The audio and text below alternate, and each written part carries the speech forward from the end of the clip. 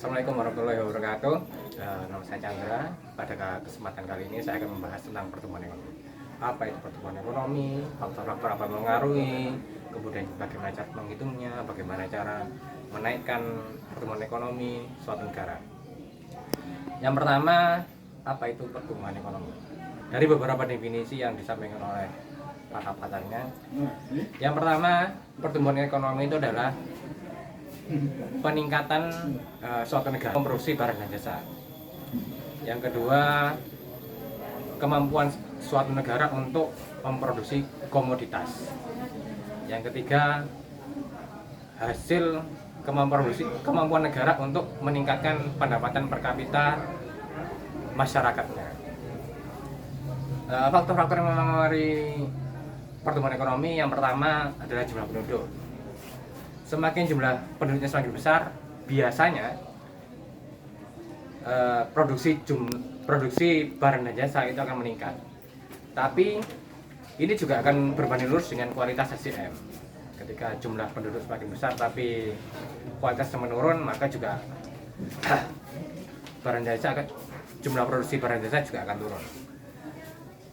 Dan sebaliknya, ketika walaupun jumlah penduduknya turun, tapi ketika kualitas SDM-nya naik, maka jumlah produksi dan barang akan naik.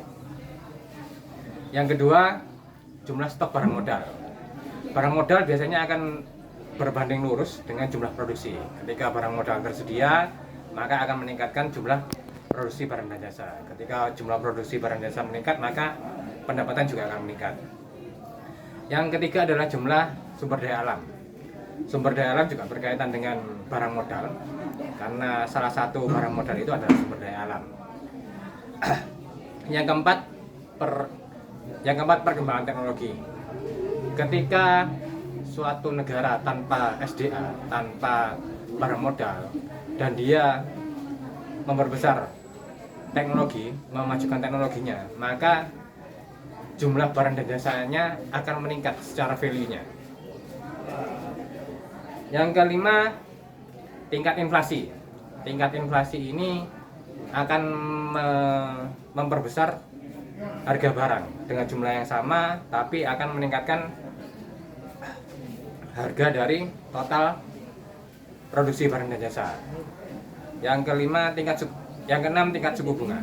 Suku bunga meningkat, biasanya investasi akan menurun dan jumlah produksi barang dan jasa juga akan turun.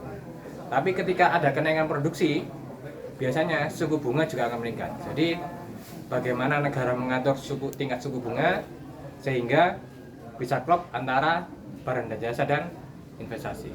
Terima kasih, saya Chandra.